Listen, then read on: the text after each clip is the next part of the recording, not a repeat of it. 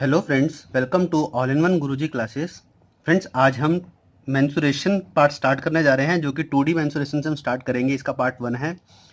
So I request, जिन्होंने channel अभी तक सब्सक्राइब नहीं किया है, प्लीज़ चैनल सब्सक्राइब कर लीजिए, वीडियोस लाइक कर दीजिए और अपने फ्रेंड्स को भी शेयर कर दीजिए। ओके, सो आज हम शुरू करने वाले हैं 2D मेंसुरेशन। मेंसुरेशन के अंदर क्या क्या आते हैं, हमारे सारे ज्योमेट्रिक फिगर्स आएंगी जितने भी हम अपने रियल वर्ल्ड में देखते हैं, लेकिन एसएससी के अंदर कुछ प्रिस्क्राइब्ड ही आती हैं, जैसे कि ट्रायंगल्स हो गए, सर्कल, क्वाड्रिलेटरल्स हो गए डिफरेंट डिफरेंट वे के, और पॉलीगन्स तक भी आते हैं। ओके, तो मेंसुरेशन बेसिकली टू टाइप की होती है, एक 2D और एक 3D। 2D में क्या होगा, सिर्फ दो डायमेंशन होती है, जिसको हम टू डायमेंशनल भी बोलते हैं, जिसमें सिर्फ उसकी लेंथ और ब्रेड्थ होगी। ओके, हाइट कुछ नहीं होगी। और 3D के अंदर हाइट भी इंक्लूड कर देते हैं, जिसके अंदर हमारे और भी सब कुछ, जैसे प्रिज्म बनता है, फ्रस्टम बनते हैं, कॉन्स वगैरह बन रहे होंगे। तो आज हम 2D मेंसुरेशन से स्टार्ट करेंगे अपना मेंसुरेशन टॉपिक, उसके बाद 3D मेंसुरेशन पे जाएंगे। 2D बहुत इजी है, बस फॉर्मूले हैं इसके अंदर और कुछ नहीं है। फॉर्मूले आते हो तो 2D मेंसुरेशन के क्वेश्चन करना आपके लिए कोई बड़ी बात नहीं होगी। अगर फॉर्मूले याद नहीं है तो आप मान के चलिए कि आपके लिए डिफिकल्ट होने वाला है। ओके, तो बेसिकली बहुत आसान है 2D मेंसुरेशन, 3D मेंसुरेशन के कंपैरेटिवली बहुत इजी है। सो प्लीज फॉर्मूलेस याद कर लो, क्रैमिंग मत करना, याद करना अच्छे से, ताकि आपको सोच समझ के याद करना, ताकि आपको पेपर में कोई परेशानी ना हो। ओके, तो आज हम फॉर्मूलेस करेंगे, उसके ऊपर कुछ बेस्ड क्वेश्चन करेंगे। तो चलिए शुरू करते हैं अपना 2D मेंसुरेशन। देखो, सबसे पहले हमारा इस पे क्या आता है, हमारा आता है इक्विलेटरल ट्रायंगल। इक्विलेटरल ट्रायंगल क्या होता है? इक्विलेटरल ट्रायंगल, जिसको हम बोलते हैं त्रिभुज इक्वल से, हिंदी के लैंग्वेज मेरे को नहीं आती है, सो हिंदी वाले स्टूडेंट के लिए आई एम सॉरी कि मैं हिंदी में आज नहीं करवा सकता आपको, लेकिन आप ऐसे ही समझने की कोशिश करिए तो बेहतर होगा, otherwise I can't help you any more and Hindi portion. Okay, so equilateral triangle क्या होता है? वो ट्रायंगल, वो त्रिभुज जिसकी तीनों साइड समान होती है। ओके, मतलब तीनों साइड्स इक्वल होंगी। लाइक हमने ये ट्रायंगल लिया, I am bad at my diagram, so please उसके लिए इग्नोर करना उसको, और सिर्फ आप इसको देखना कि डायग्राम समझ आना चाहिए और कंसेप्ट समझ आना चाहिए कि उसमें है क्या। अदरवाइज ड्राइंग पे जाओगे तो कुछ नहीं होने वाला। ओके, ये हमारा इक्विलेटरल ट्रायंगल है। ओके, तो इक्विलेटरल ट्रायंगल की तीनों साइड से इक्वल होंगी, मतलब ए और ए। तो इसका एरिया होता है, याद रखना ऐसे, एरिया होता है √3/4 a², मतलब साइड का स्क्वायर। और जो इसका अल्टीट्यूड होगा, मतलब इसकी जो ये वाला अल्टीट्यूड हाइट होगी जो, वो होता है √3/2a। क्लियर? अब इसके अंदर हम क्या करते हैं, इसके अंदर जैसे लाइक यहाँ पर हमने एक इक्विलेटरल ट्रायंगल लिया, इसके अंदर हमने एक सर्कल बना दिया ऐसे। ओके, और एक बाहर से बनाया है ऐसे। ये इसका क्या है? ये इसका है इन सर्कल, और ये क्या है? इसका है सरकम सर्कल। क्लियर? सरकम सर्कल और इन सर्कल। अब जो इसका रेडियस होगा, ये वाला रेडियस जो है ये होगा आर, और जो ये वाला रेडियस होगा ये होगा कैपिटल आर। क्लियर? तो इसका इन सर्कल क्या होगा? इन सर्कल रेडियस क्या होगा इसका? a/2√3, जिसको हम आर से डिनोट करते हैं, स्मॉल आर से। और जो सरकम सर्कल रेडियस है कैपिटल आर, वो क्या होगा? इसका डबल हो जाएगा, बेसिकली a/√3 हो जाएगा। क्लियर? ये तो था इसकी थोड़ा सा इसके अबाउट में ब्रीफ आउट था। अब हम इसके ऊपर करेंगे जो इसका आल्टीट्यूड के ऊपर क्वेश्चन है, वो कैसे आता है देखो। ये हमारे को इक्विलेटरल ट्रायंगल दे रखा है जिसकी तीनों साइड्स इक्वल हैं। क्लियर? अब इस पे हमने क्या किया है,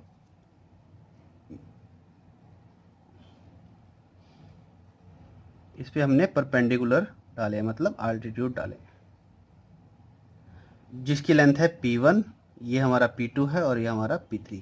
परपेंडिकुलर 1 ए नेमिंग दे देते हैं ABC, ये हमारा O हो जाएगा, और ये D, E और ये F।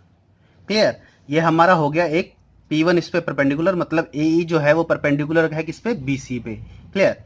अब देखो, अब नॉर्मल ट्रायंगल का जो एरिया होता है ना, वो क्या होता है, जो नॉर्मल ट्रायंगल का एरिया होता है, area of any triangle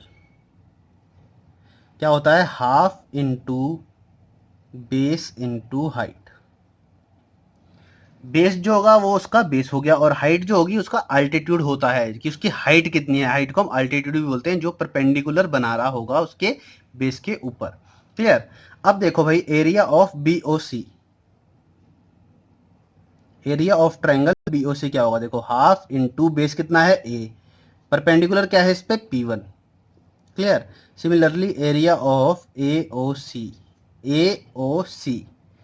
half into A into P2, sorry P3 है इस पे, और एरिया ऑफ AOB में क्या है, half into A into P2। Clear, ये हो गया। अब इन तीनों को अगर हम ऐड करेंगे, देखो ये ट्रायंगल, ये वाला ट्रायंगल और ये वाला ट्रायंगल, तीनों ट्रायंगल मिला के क्या बना रहे हैं, एक इक्विलेटरल ट्रायंगल बना रहे हैं। तो अब इन तीनों को ऐड करेंगे तो किसके बराबर हो जाएगा, √3/4A²। इसको बाइसेक्ट कर देता थोड़ा सा, ठीक है, √3/4A² पूरे वाले ट्रायंगल का इक्वल टू इन तीनों को लेंगे, तो इन तीनों में क्या कॉमन आ रहा है, देखो A/2 कॉमन आ रहा है, नीचे P1 + P2 + P3। क्लियर। अब A से यहाँ 1 कैंसिल, 2 से 2 कैंसिल, तो बेसिकली जो हमारा A क्या होगा, 2/√3 इंटू P1 + P2 + P3। ये एक और रिलेशन बनता है साइड्स निकालने का, इसको हम स्टार देते हैं, क्योंकि अगर बाय चांस आपको अल्टर हाइट दे रखी हो अलग अलग ट्रायंगल की तीनों की, या फिर किसी तीनों साइड की हाइट दे रखी हो आपको, तो आपको साइड निकालनी हो तो आप इसी फॉर्मूले से साइड निकालेंगे, अदरवाइज कुछ इसके अंदर वो नहीं है कि आप कैसे भी साइड निकाल सकते हो। ओके, सो ये फॉर्मूले आपको याद करना है, एक बेसिकली ये मेन फॉर्मूला है, ये मेन फॉर्मूला है, ये और ये, 1 2 3 4 5 5 फॉर्मूले हैं जो आपको याद करने हैं। इसका प्रीलिम्स के अंदर तो बहुत कम यूज आता है, तो इसको आप अभी ना करें तो आपकी मर्जी है, कर सकते हो तो कर लो, कोई दिक्कत नहीं है उसके अंदर। हालांकि ये आपको याद करने पड़ेंगे ये 4 फॉर्मूले। क्लियर। इस पे बेस्ड कुछ क्वेश्चन कर लेते हैं, वो देख लेते हैं।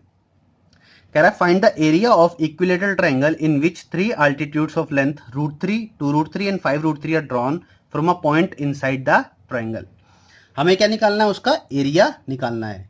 ओके, तो हमें 3 साइड्स दे रखी हैं। क्लियर। तो हमें अभी करा था कि A क्या होता है, A होता है 2/√3 इंटू √3 + 2√3 + 5√3, P1 + P2 + P3।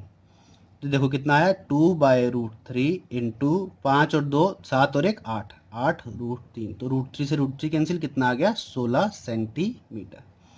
ए आ गया 16 सेंटीमीटर। तो एरिया क्या होता है इसका, √3/4A², तो √3/4 इंटू 16 इंटू 16, तो 4 से गया 16 और कितना बचा है, 64 √3 सेंटीमीटर स्क्वायर आंसर। ध्यान रखना, एरिया के अंदर हमेशा सेंटीमीटर स्क्वायर यूनिट लगाना पड़ेगा, अगर नहीं लगाओगे तो मार्क्स कट जाएंगे वहाँ पर। यूनिट का स्पेशली ध्यान रखना। हालांकि ऑप्शंस में मेंशन होती है कि सेंटीमीटर स्क्वायर है, मीटर स्क्वायर है, मिलीमीटर स्क्वायर, कुछ भी दे रखा हो, लेकिन आपने अपनी यूनिट्स का ध्यान रखना है कि आप उस क्वेश्चन को कैसे कर रहे हो। अगला क्वेश्चन एक और देख लेते हैं। कह रहा है find the area of equilateral triangle who's in circle radius is 2√3 centimetre. In circle radius, in circle radius क्या था, A/2√3, और एक इसके बराबर दे रखा है 2√3 के बराबर। क्लियर। तो A हमारा यहाँ से क्या निकल आएगा, 2 2 ज़ा 4 और 4 3 ज़ा 12 सेंटीमीटर। क्लियर। तो एरिया क्या होता है इक्विलेटरल ट्रायंगल का, √3/4A², तो √3/4 इंटू 12 इंटू 12, तो ये गया 3 से, और ये कितना है 36√3 सेंटीमीटर स्क्वायर। ये हमारा क्या हो जाएगा, आंसर। तो बहुत आसान आसान से कंसेप्ट हैं इसके अंदर, कुछ ज़्यादा मुश्किल नहीं है, बस फॉर्मूले पे ही बेस्ड है पूरा हमारा मेंसुरेशन 2D डायमेंशन में। ओके, सो चलो आगे चलते हैं। इसी फॉर्मूले पे ऐसे ही क्वेश्चन बेस्ड आएंगे, आपको कुछ ना कुछ करके वो इक्वेशन दे देगा, और उसी फॉर्मूले पे बेस्ड आपको क्वेश्चंस निकालने पड़ेंगे। तो आप प्रैक्टिस करिए और आपको अच्छे से समझ आएगा। तो चलिए नेक्स्ट कंसेप्ट पे चलते हैं। देखो कह रहा है find area of triangle whose sides are 5, 5 and 6 centimetre.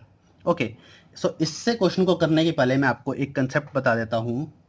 हमारे पास एक 3 तरह की ट्राइंगल होती हैं। एक राइट एंगल इक्विलेटरल ट्राइंगल होती है, एक आइसोसेलेस और एक स्केलन। आइसोसेलेस ट्राइंगल क्या होती है? आइसोसेलेस ट्राइंगल वो ट्राइंगल होती हैं जिनकी 2 साइड्स इक्वल होती है और एक साइड्स अनइक्वल होती है। लाइक ये है ए बी सी, एक ट्राइंगल है, इसकी 2 साइड्स, ये बी और बी कॉमन ले लिया हमने, और ये हमारी ये पूरी जो साइड है ये कौन सी है? ये हमारी ए है। क्लियर? अब यहाँ से क्या डाला है इस पे हमने?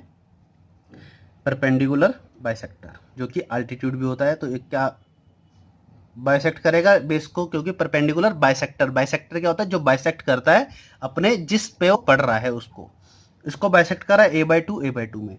ओके, सो इसका आप लिख लीजिए, जो ए डी बनेगा, जो परपेंडिकुलर है, हाइट एल्टीट्यूड है, इसका फॉर्मूला होगा 1/2 4b² माइनस a²। b² क्या है? इनकी लेंथ है, और a² यहाँ पर इसकी लेंथ है। क्लियर? और जो area of A B C होगा वो कितना होगा? a/4 अंडर रूट में 4b² माइनस a²। ये होता है हमारा किसका? आइसोसेलेस का फॉर्मूला। और सिर्फ ये आपको 2 ही फॉर्मूले याद करने हैं इसके अंदर, और कुछ याद करने की जरूरत नहीं है। क्लियर? अब देखो कह रहा है find area of triangle whose sides are 5, 5 and 6। तो आप मान के चलो, मान के क्या, ये मतलब ये ट्रायंगल कुछ ऐसी बन रही होगी। देखो ये 5 होगी, ये 5 होगी और ये 6 होगी। अब एरिया का फॉर्मूला क्या है? ये है, मतलब सिंपली इसमें पुट करना है आपको। तो मैंने बताया था जो 2 साइड्स कॉमन हैं, इक्वल हैं, वो है बी, और जो अनइक्वल साइड है वो है ए। ओके, तो a/4 तो 6/4 अंडर रूट में 4b², तो 4 इंटू 5 का स्क्वायर माइनस a² तो 6 का स्क्वायर। तो देखो क्या बनता है? 6/4 into 25 into 4 that is 100 minus 36। 6/4 under root में 64, तो ये हमारा बनेगा 6/4 इंटू 8। तो यहाँ से क्या आया हमारा? 12 सेंटीमीटर स्क्वायर आंसर। मतलब अगर फॉर्मूले याद हो ना, तो सीधा फॉर्मूला लगाओ और आंसर निकालो। इसके अंदर ये है, और इसमें कुछ हार्ड एंड फास्ट रूल नहीं है, कोई ट्रिक नहीं है, कुछ नहीं है। बस फॉर्मूले याद करो और अपना आंसर निकालो। क्लियर? तो चलो फिर नेक्स्ट कंसेप्ट पे चलते हैं। स्केलन के आइसोसेलेस के अंदर सिर्फ ये 2 फॉर्मूले हैं, आपको यही 2 फॉर्मूले याद करने हैं। तो चलिए नेक्स्ट क्वेश्चन पे चलते हैं। कह रहा है find area of triangle whose medians are 9, 12 and 15 centimetre long. Okay, किसी क्वेश्चन के अंदर आपको अगर मीडियन दे दिए या फिर कोई साइड्स दे दे जो अनइक्वल हो, तो वो कौन सी होती है? वो होती है हमारी scalene triangle A B C. Clear? ये हमारी बनेगी। तो इसका फॉर्मूला कुछ लिखवा देता हूँ।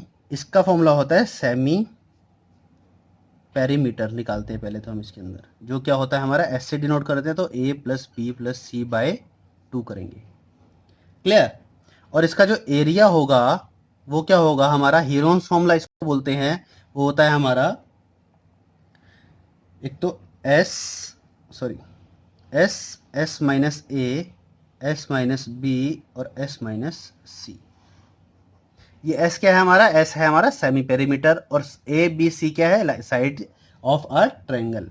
ठीक है? अगर इसमें आपको कुछ दे रखा हो, मान लो ये आपको थीटा दे रखा है एंगल। क्लियर? और ये अल्फा है और ये बीटा है, तो इसका एरिया क्या होगा? हाफ इंटू इसके कॉरस्पॉन्डिंग साइड और सामने वाली side, half into A B sine theta. Clear?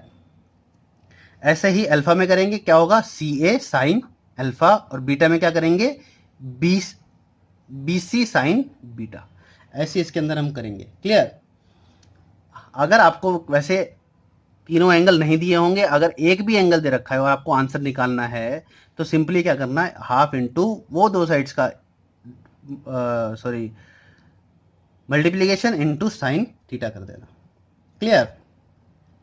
और जो इसका इनसर्कल होता है, इनसर्कल रेडियस, वो हमारा क्या होता है? R, area upon semi perimeter. Area upon semi perimeter, और जो सर्कम रेडियस होता है इसका आर, वो क्या होता है हमारा? A into B into C upon 4 of area of triangle A B C. ठीक है, तो ये फॉर्मूले हैं हमारे, एक दो, ये हीरोन्स फॉर्मूला और एक सेमी पेरीमीटर निकालने का फॉर्मूला। बेसिकली ये वाला क्वेश्चन, ये वाला फॉर्मूला है, ये मोस्ट इंपॉर्टेंट है। क्लियर। अब आ जाते हैं क्वेश्चन पे। कह रहा है find area of triangle whose medians are 9, 12 and 15 centimetre long. तो क्या करेंगे, मीडियंस दे रखा है, मीडियन दे रखा हो या फिर साइड दे रखा हो, उसको हम इसी फॉर्मूले से ही निकालेंगे। क्लियर। लेकिन मीडियन का फॉर्मूला अलग होगा, वो मैं आपको बताता हूँ आगे। तो सेमी पीरियमीटर हमें निकालना पड़ेगा पहले। 9 + 12 + 15 अपॉन 2, तो कितना आएगा देखो 18 सेंटीमीटर। अब जो एरिया होगा इसका वो क्या होगा, उसका फॉर्मूला होता है 4/3 अंडर रूट एस माइनस ए, एस माइनस बी और एस माइनस सी। क्लियर। 4/3 लग जाएगा हीरोन्स फॉर्मूला के आगे अगर मीडियन दे रखी हो तो अब देखो 4/3, थोड़ा शॉर्ट में चलूंगा, कैसे देखो 18 है तो 18 into 18 minus A that is 9, तो 18 माइनस 9 9 इंटू 18 माइनस 12 कितना होता है 6 इंटू 18 माइनस 15 दैट इज 3। ये आ गया। अब हमें क्या करना है, देखो मल्टीप्लाई करने की जरूरत नहीं है इसको। क्यों? क्योंकि कैलकुलेशन आप ज्यादा करोगे, इसको सिंप्लीफाई करते हैं। कैसे? पेयर्स बनाते हैं, क्योंकि स्क्वायर है, पेयर्स बनेंगे तो स्क्वायर रूट हटता जाएगा। तो 18 को हम क्या लिख सकते हैं 9 इंटू 2 इंटू 9 इंटू 6 को लिख सकते हैं 2 इंटू 3 इंटू 3। तो देखो ये 3 का पेयर बन रहा है, ये 2 का पेयर बन रहा है और ये 9 का पेयर बन रहा है। क्लियर। पेयर बन गए तो इनको बाहर निकाल लो, 9 इंटू 2 इंटू 3, तो 3 से 3 कैंसिल, कितना आ गया 9 into 2 that is 18 4 72 centimetre square. Clear. ये फॉर्मूला याद रखना है, अगर मीडियन दे रखे हो तो हीरोन्स फॉर्मूला से आगे 4/3 कर देना है आपको। अब एक और इसमें मेन चीज है, वो क्या, अगर मीडियंस जो हैं वो ट्रिपलेट बना रहे हैं। ट्रिपलेट कैसे? अगर इनमें पाइथागोरस थ्योरम अप्लाई करो that is 9 square plus 12 square which is equal to 25 का स्क्वायर, अगर ये ऐसी कोई कंडीशन आती है तो उसके अंदर एरिया होगा वो क्या होगा इसका, that is 2/3 into A into B. Clear. तो सिंपली फॉर्मूला होगा 2/3 इंटू ए कितना है 9 इंटू 12, तो ये कितना गया देखो 12 3 36 into 2 that is 72 centimetre square. ये सिर्फ तभी है if medians are in triplet form. ध्यान रखना भैया इसका, कि मीडियंस अगर ट्रिपलेट फॉर्म में हो गए सिर्फ तभी ये फॉर्मूला एप्लीकेबल होगा, अदरवाइज नहीं होगा। क्लियर। तो ये था हमारा स्केल एंड ट्रायंगल के लिए, तो जो कि बहुत ही इजी है, कोई इसके अंदर मुश्किल नहीं आनी चाहिए। तो चलिए नेक्स्ट कंसेप्ट पे चलते हैं फिर। वो तो था हमारा 3 तरह के ट्रायंगल्स। अब है स्क्वायर और एक है रोम्बस। स्क्वायर और रोम्बस आपस में भाई भाई हैं, कोई ज्यादा डिफरेंस नहीं है, सिर्फ एक मेजर डिफरेंस है जो वही है। तो देखो कैसे है भाई, स्क्वायर हमने बनाया एक, आई एम सेइंग अगेन, मैं ड्राइंग में अच्छा नहीं हूं तो प्लीज ड्राइंग को थोड़ा सा इग्नोर मार देना। इसकी साइड है ए और ए, जो इसकी साइड्स होती हैं वो 90 डिग्री के एंगल बनाती हैं, जो इसके डायगोनल्स होते हैं वो परपेंडिकुलर बाइसेक्ट करते हैं एक दूसरे को, मतलब 90 डिग्री पे काटेंगे एक दूसरे को और एक दूसरे की इक्वल होंगे। क्लियर। जो इसका एरिया होता है वो कितना होगा ए स्क्वायर, मतलब साइड का स्क्वायर। जो इसका पेरीमीटर होगा, पेरीमीटर एक्चुअली में होता क्या है, पेरीमीटर होता है उसकी बाउंड्री। तो बाउंड्री क्या होगी इसकी, देखो ए और ए प्लस करेंगे तो 4a। क्लियर। और इसमें क्या होगा d1 इक्वल टू d2, मतलब जो डायगोनल है d1 इक्वल टू d2 होगा। सॉरी ये d2 है और ये d1 है। क्लियर। तो दोनों डायगोनल्स आपस में इक्वल होंगे। और रोम्बस क्या है, रोम्बस भी इसका भाई है जिसके चारों साइड इक्वल होती हैं। क्लियर।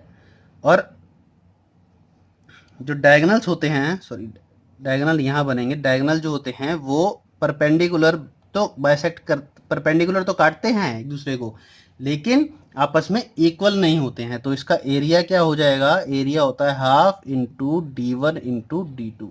ये d1 है और ये d2 है। ओके।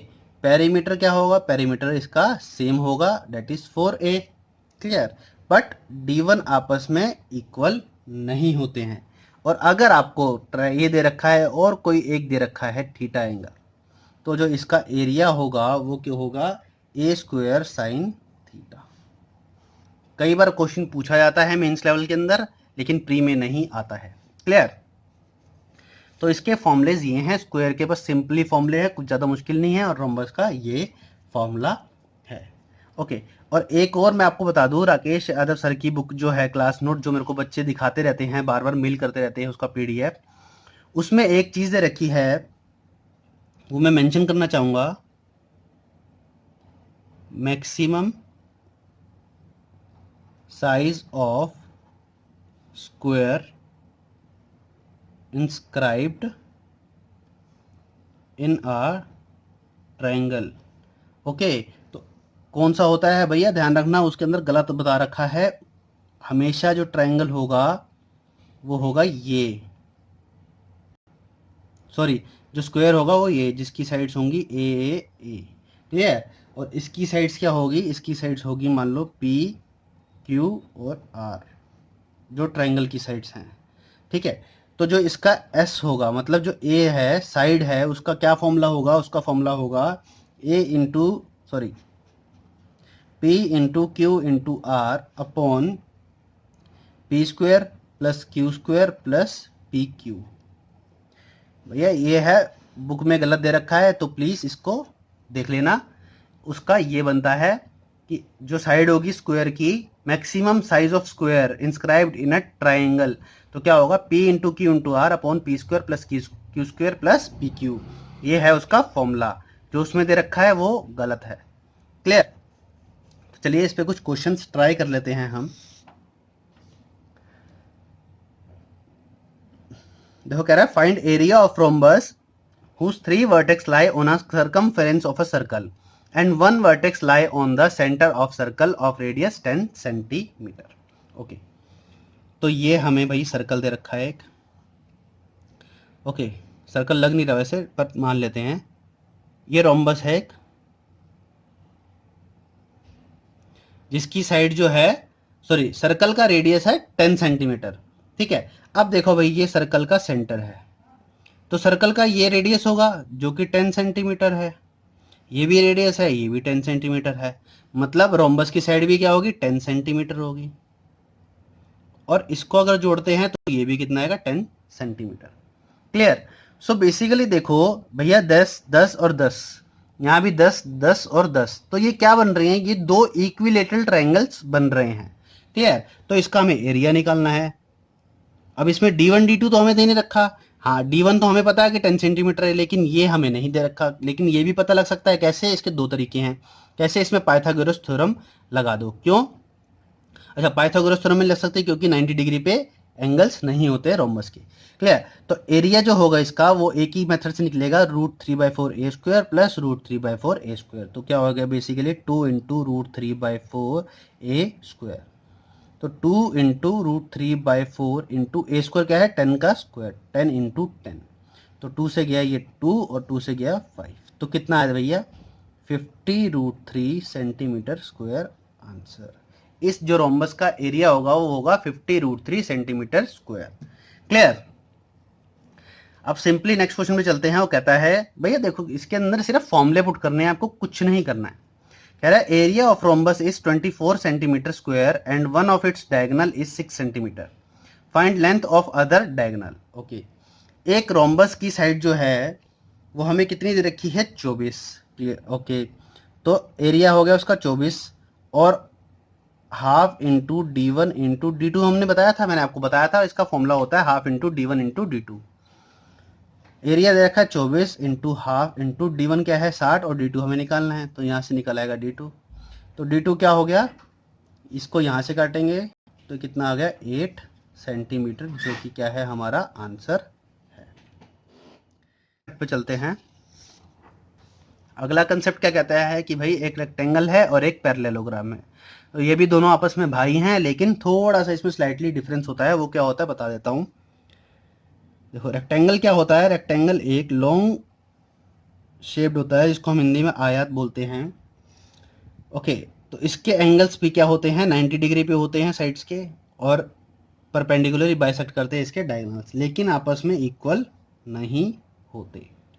ठीक है, तो इसका जो एरिया होगा वो क्या होगा, एक इसकी क्या होती है, एक बड़ी साइड जो होगी उसको हम बोलते हैं लेंथ, और छोटी साइड को बोलते हैं ब्रेड्थ।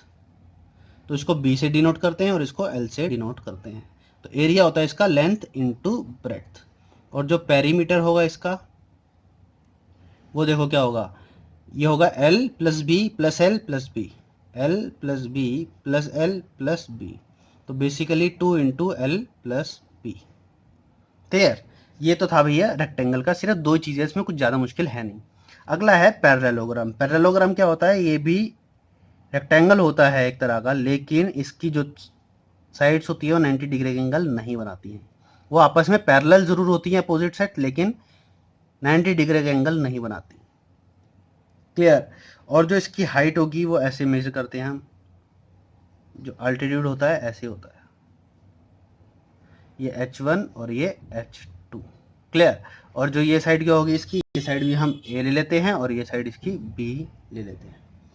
और जो इसका एरिया होगा इसमें सिर्फ एक ही है, area a into h1 which is equal to b into h2।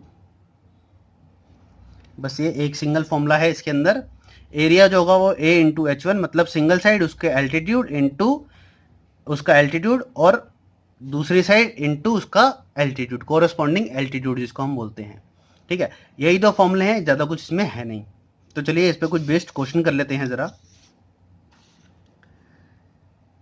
कह रहा है a parallelogram has an area of 160 centimetre square if the distance between two opposite sides are 10 centimetre and 16 centimetre, find sides of parallelogram.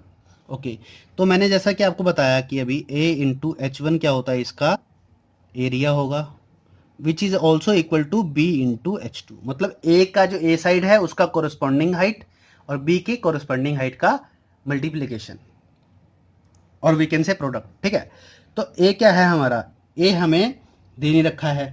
Clear, तो a into h1 कितना है हमारे पास 10 है, और area कितना है 160, तो a कितना आ गया हमारे पास 16 सेंटीमीटर, एक साइड आ गई।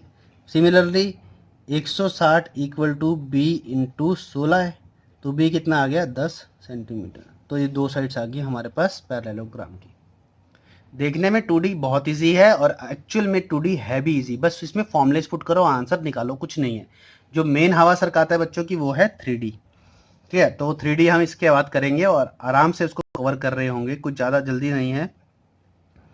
ओके, तो देखिए अगला क्वेश्चन क्या है, sides of parallelogram are in ratio 5:4, its area is 1000 centimetre square, altitude on greater side is 20 centimetre, find height of another altitude. Okay, तो बेसिकली क्या कहना चाह रहा है कि जो उसकी दो साइड्स हैं वो 5:4 में है, अब कुछ भी हो सकती हैं। क्लियर, और उसका एरिया जो है वो 1000 सेंटीमीटर स्क्वायर है, और ग्रेटर साइड का जो अल्टीट्यूड है वो 20 सेंटीमीटर है। इसमें याद रखना हमेशा जो ग्रेटर अल्टीट्यूड होगा वो स्मॉल साइड के कोरस्पॉन्डिंग बनेगा, और जो स्मॉलर एल्टीट्यूड होगा वो लार्जर साइड के कोरस्पॉन्डिंग बनेगा। तो मतलब जो A है अगर हमारी लार्जर साइड है तो H1 हमारा स्मॉलर अल्टीट्यूड होगा, इसका पेयर बनेगा, मतलब प्रोडक्ट जो निकालते हैं। और B अगर हमारी स्मॉलर साइड है तो H2 क्या होगा, वो हमारा लार्जर अल्टीट्यूड होगा, इनका प्रोडक्ट बनेगा, मतलब इनका पेयर बनेगा, या इनके कॉरस्पॉन्डिंग, जैसा भी आपको सही लगे वैसा कह सकते हो। तो अल्टीट्यूड ऑन ग्रेटर साइड 20 दे रखा है, तो हमें क्या लेना है, हमें स्मॉलर लेंथ लेनी होगी जो कि 4x है।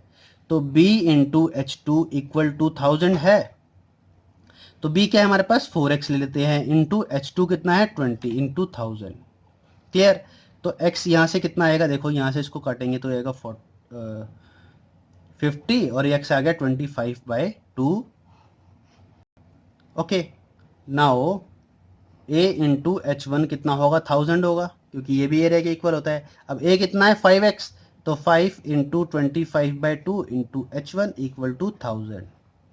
हमारे पास इक्वेशन आ गई, एक वेरिएबल है और इक्वेशन है तो सॉल्व कर लेंगे। h1 कितना आ गया, देखो यहाँ से गया 40 पे और ये गया कितना 8 पे। तो S1 कितना आ गया 8 इंटू 2 डेट इज 16 सेंटीमीटर और ये क्या है हमारा आंसर। क्लियर। तो बहुत आसान सा है मेंसुरेशन। आज के लिए वीडियो में इतना ही था। इसके बाद हम हमारे जो रह गए हैं वो क्या है, हमारा ट्रेपीजियम रह गया है,